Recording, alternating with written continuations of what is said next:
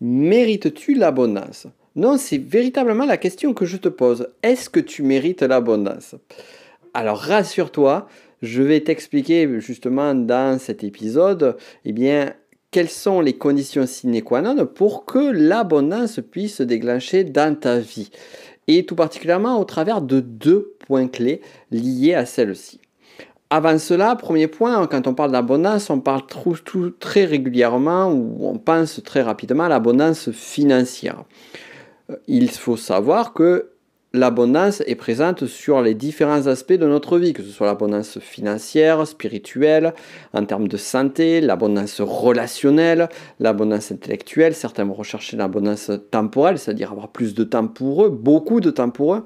D'autres, l'abondance sur leur équilibre psycho-émotionnel.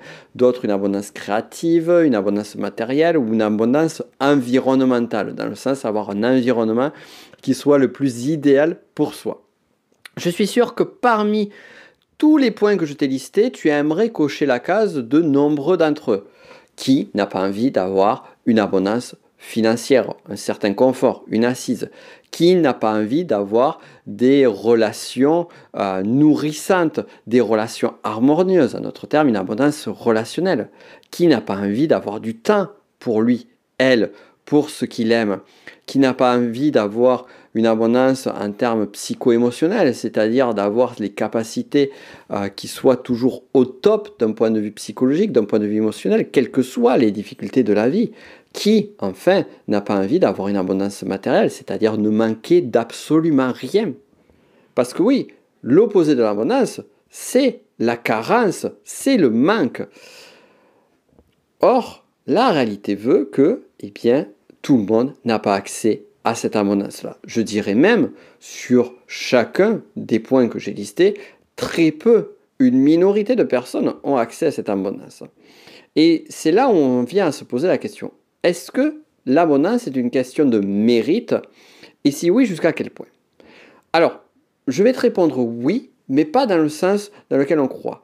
On pense que pour recevoir l'abondance, il faut faire des efforts sans arrêt, il faut justement sacrifier peut-être son âme ou différentes choses pour atteindre l'idéal rêvé. D'une certaine façon, on va parler justement d'un point de sacrifice, mais pas forcément celui que tu crois. Et ça, c'est plutôt le second point, on va en venir juste après. Avant cela, on va voir un autre point. Et pour te parler un petit peu plus en détail de la raison de cet épisode podcast et vidéo, enfin vidéo, surtout sur YouTube, si je ne sais pas où c'est que tu l'écoutes, si tu écoutes sur Spotify, Apple Podcast ou YouTube Music ou sur YouTube, c'est pas tant une vidéo, c'est plus un audio avec une image. Mais bon, bref, ça c'est un autre sujet, c'est pas le truc. Ce que je voulais te dire, c'est qu'en fait là, je viens juste à l'instant de terminer l'enregistrement d'un des modules de mon dernier programme, qui sont les 4 éléments de l'abondance, la voie vers une vie riche et heureuse. Et alors toi, quand tu écouteras ce podcast, ça fera longtemps que tout sera enregistré en ligne et tout ça. Et justement, si tu l'écoutes, cet épisode, il sera sorti ou il sort au moment du lancement des 4 éléments de l'abondance, sur lequel on va beaucoup plus en profondeur. Voilà pourquoi je t'invite, si tu ne l'as pas déjà fait, si tu n'as pas déjà vu ce programme, rejoint celui-ci ou autre, c'est de regarder en description de cet épisode. Tu retrouveras le lien et je t'invite vivement à regarder, ne serait-ce que la vidéo de présentation. Tu apprendras déjà pas mal de choses très intéressantes sur ce sujet. Maintenant, venons-en donc à la question du jour, l'abondance et le mérite. Alors, mérites-tu l'abondance? Le premier point sur lequel je vais aller, c'est le point suivant. Je te prends un exemple. On a toutes et tous des envies, des désirs. Il nous arrive toutes et tous de, finalement, on dirait, convoiter des choses qu'ont nos voisins. Alors, pas nos voisins directs, mais à un moment donné, tu vas avoir une personne qui a une jolie voiture, tu aimerais avoir la même voiture. Tu vas avoir une autre personne qui se paye des vacances tous les 3 mois, tu aimerais pouvoir faire la même chose. Tu vois une autre personne à côté qui a une très belle maison, magnifique, avec un magnifique jardin, ce que tu aurais toujours rêvé d'avoir. Et tu aimerais avoir cela. Sauf que dans la réalité, si tu le désires, c'est que tu ne l'as pas. Et si on prend ne, ne serait-ce qu'un de ces exemples ou tous ces exemples-là, eh bien, on se rend compte que tu n'es pas le ou la seule à désirer cela. De nombreuses personnes aimeraient pouvoir goûter à ces petits moments de paradis, ne serait-ce que dans une belle maison, des beaux moments de paradis à voyager de façon régulière et dans des nombreux pays aux quatre coins du globe, etc. Tu vois une personne qui est athlétique, tu aimerais pouvoir être comme elle ou lui. Et là, tu vois, on est en termes de l'abondance, en termes de santé. Tu vois une personne qui a plein d'amis, qui est tout le temps invitée partout, qui est tout le temps valorisée par son groupe d'amis. Tu aimerais être comme ça. Tu vois un couple qui a une relation extrêmement harmonieuse, limite fusionnelle, et toi, qui es célibataire depuis de nombreuses années, tu rêverais d'avoir cela. Ici, donc, on est sur un point qui est le désir, vouloir quelque chose que je n'ai pas. Et qu'on soit clair, finalement, on ne parle pas d'envie dans le sens négatif du terme, genre j'envie cette personne, l'envie négative, c'est j'aimerais que cette personne n'ait pas cela. Ça, c'est le mauvais côté de l'envie. C'est vraiment le péché capital tel qu'on pourrait le revoir, pourrait le trouver dans la Divine Comédie de Dante ou dans des textes bibliques. Non, je ne parle pas de ça. Je parle d'une autre type d'envie qui est plus finalement, eh bien, j'aimerais pouvoir moi aussi profiter des fruits de la vie. Et pour la grande majorité des personnes qui vont désirer le bien le même chose que quelqu'un, eh bien, ce qui va se passer, c'est que cette grande majorité-là n'aura rien. Et pourquoi? Pourquoi ces personnes n'ont pas accès à cette abondance-là? Alors on va mettre de côté le facteur chance, le facteur oui, c'est injuste, le monde, patati patata, parce qu'on se rend compte que finalement, en fait, oui, il y a un facteur chance qui va faire que les personnes vont avoir une cuillère d'or dans la bouche dès qu'elles vont arriver sur Terre, mais c'est pas le cas de tout le monde. Il y a certaines personnes qui arrivent à justement accéder à ce type d'abondance en partant de zéro, voire certains en partant de moins 10, moins 100, moins 1 million. Je te dis ça par exemple parce que j'ai un ami qui travaille dans l'immobilier, qui est extrêmement fortuné et qui a commencé sa carrière avec moins 300 000 euros de dette qu'avait laissé son père. Donc c'est possible, c'est faisable. Mais comment?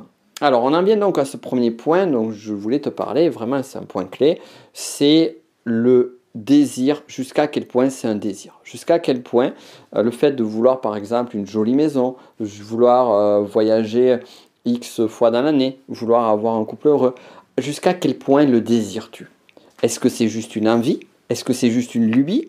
Est-ce que c'est comme par exemple le dernier smartphone qui vient de sortir et tu rêverais d'avoir ce smartphone et une fois que tu t'es acheté ce smartphone, eh bien après l'euphorie de la première semaine, eh bien ta vie est redevenue à la normale et ça repartira à nouveau quand il y aura un nouveau smartphone qui va sortir d'ici 1, 2 ou 3 ans. Est-ce que c'est ça?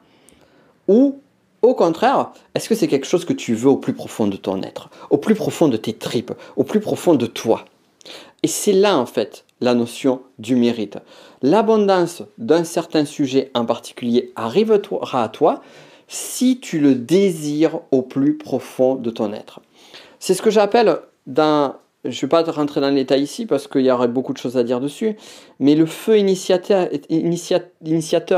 sur les 4 éléments de l'abondance, dont encore une fois tu retrouveras le lien en description, c'est ce feu ardent qui est à l'intérieur de soi.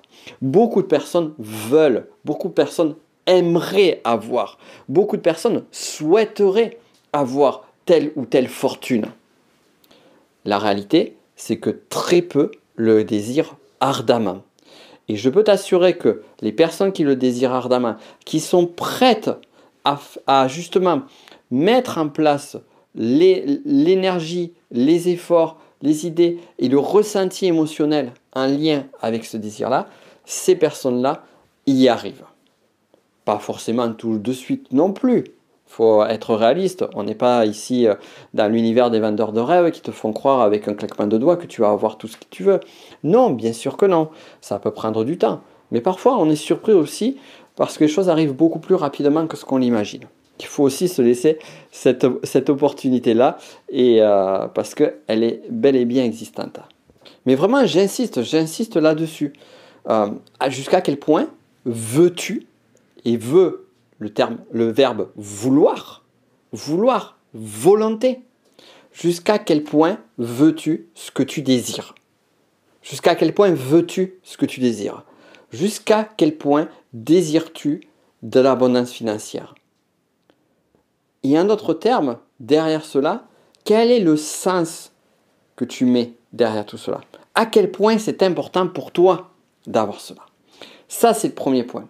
Et c'est ça qui va faire finalement, qui va répondre à la question, est-ce que tu mérites? Et le mérite, en fait, n'est pas dans l'effort en tant que tel, mais dans le désir, la volonté. Est-ce que tu le veux?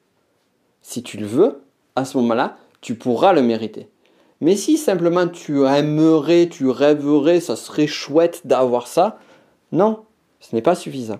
Ce n'est pas suffisant. Le feu vital de la création, de la manifestation de ce que tu souhaites n'est pas présent. Aussi bien d'un point de vue concret, matériel par rapport à tes actes et à tout ce qui va amener justement à la réalisation de ce que tu veux, que d'un point de vue spirituel. Pour que spirituellement ça puisse se mettre en place, ça puisse descendre dans le monde matériel, du spirituel au matériel, il est nécessaire justement de mettre en place une intention qui soit suffisamment forte. Ensuite, le second point, c'est celui qui pique un peu plus, qu'on soit clair. C'est la notion de sacrifice. Alors quand je parle de sacrifice, je ne parle pas dans le sens, on va dire, judéo-chrétien qui dit qu'il faut que tu te sacrifies, qu'il faut que tu fasses abnégation de toi, que tu t'oublies. Non, non, non, bien au contraire, ça serait pire que tout de faire comme ça. Non. L'idée de sacrifice, c'est la chose suivante. Je vais te le formuler au travers d'une phrase. Et ça aussi, j'en parlais, c'est pour ça que j'ai voulu faire cet épisode, parce que c'est justement le point qui m'a motivé à le faire sur l'enregistrement du feu, des 4 éléments de l'abondance. Et d'ailleurs, je vais te reciter la phrase en particulier. Es-tu prêt, es-tu prête au sacrifice nécessaire? C'est-à-dire que lorsque on va vouloir atteindre, ou lorsqu'on va atteindre une forme d'abondance financière, une forme d'abondance en termes de santé ou autre, eh bien on va changer. On ne va plus être la même personne. Il va y avoir une évolution à nous. Une évolution manifeste par rapport à ce que l'on est, ce que l'on a, mais aussi intérieure. Je vais te donner des exemples concrets. Une personne qui veut une abondance en termes de santé, qui veut perdre 50 kilos, eh bien sa physionomie, sa façon d'être, son attitude va changer, va évoluer. Le regard des autres vis-à-vis d'elle ne va pas être le même. Est-ce que tu es prête ou prêt à sacrifier le confort de ce que tu as aujourd'hui, de finalement quelque chose qui est que les gens te verront, te voient, te ressentent sous une certaine forme sur ce que tu es aujourd'hui, pour autre chose? Est-ce que par exemple, si tu veux une abondance financière, si tu veux avoir une jolie voiture, peut-être parce que c'est ton rêve, parce que tu es passionné de voiture, est-ce que tu es prêt ou prête à accepter que certaines personnes vont te voir avec envie, que certaines personnes vont désirer cela? Si tu atteins une certaine abondance financière, une certaine catégorie sociale, par exemple, est-ce que tu es prêt à accepter que les personnes qui sont aujourd'hui tes proches, qui s'appartiennent peut-être à une autre catégorie sociale, eh bien, te perçoivent différemment? Et ça, c'est la notion de sacrifice. C'est pas tant quel sacrifice que je dois faire, mais est-ce que je suis prêt à accepter, ne serait-ce qu'accepter ces sacrifices-là. Alors, c'est les sacrifices sur le changement, les sacrifices de ce que je perds, mais aussi ça s'appelle les sacrifices dans le process. Par exemple, j'aimerais vivre de ma passion. Ben, c'est quoi les sacrifices? Est-ce que tu es prêt à travailler tous les jours, du lundi au vendredi, voire peut-être jusqu'au dimanche, sur quelque chose qui te passionne aujourd'hui? Est-ce que tu es prêt ou prête à mettre beaucoup plus d'efforts que tu l'en fais aujourd'hui?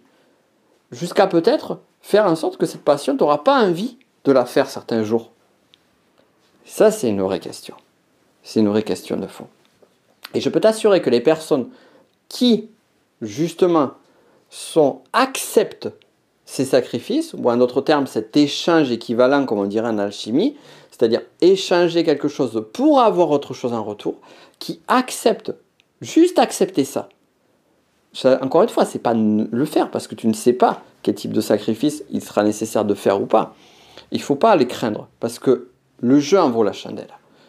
Mais ça, je ne veux pas dire que ça me coûte de parler de ça, mais je sais que ça ne plaît pas. Parce que ce n'est pas le genre de discours que tu vas avoir ça et là, surtout les grands conseils de développement personnel, de spiritualité ou autre, parce que ce n'est pas joli, parce que ce n'est pas facile à entendre. Mais pourtant, c'est un sujet. Et c'est un sujet, les personnes qui véritablement goûtent une certaine forme d'abondance ont toutes et tous été capables d'accepter qu'il y aurait des choses à perdre, à lâcher, à laisser de côté, à oublier. Et c'est ça, cette notion-là de sacrifice. Donc voilà vraiment les 2 points clés que vraiment j'espère qu'ils vont t'aider à débloquer la situation et à t'aider à avoir plus d'abondance sur plein de sujets parce que ça marche pour tout, l'abondance financière, spirituelle, en termes de santé, relationnelle, l'abondance intellectuelle, l'abondance temporelle, avoir plus de temps pour soi, l'abondance psycho-émotionnelle, l'équilibre intérieur, l'abondance créative, matérielle, l'abondance environnementale, ton environnement, ton confort de vie, tout cela. Eh bien, si tu veux tout cela, est-ce que tu es prête ou prêt à faire le nécessaire? Et en d'autres termes, maintenant tu comprends mieux la question, est-ce que tu mérites l'abondance ou pas? Et rassure-toi, hein, si aujourd'hui, au vu de ce que je t'ai dit, tu dirais ben non, je ne la mérite pas, ben c'est pas grave. Parce que c'est pas parce que jusqu'à présent ça n'est pas là que ça t'empêche demain de changer les choses. Et justement, d'initier ce changement, cette évolution, pour que tu puisses l'atteindre peut-être demain, après-demain, dans 6 mois, dans 1 an ou autre. En tout cas, moi, je vais tout faire. Je vais absolument tout faire pour t'aider là-dessus. Et tout particulièrement au travers de ce nouveau programme Flash qui est accessible en ce moment, qui vient tout juste de sortir et qui va vraiment pouvoir t'aider au maximum. Les 4 éléments de l'abondance, la voie vers une vie riche et heureuse. Tu retrouveras le lien en description. Je t'invite vivement à regarder cela. Et si tu as aimé cet épisode, eh bien, pour m'aider justement, pour contribuer, mets-moi un like ou un 5 étoiles si tu écoutes sur la plateforme de podcast de ton choix. C'était un plaisir, comme à chaque fois, et on se dit à très vite. Ciao!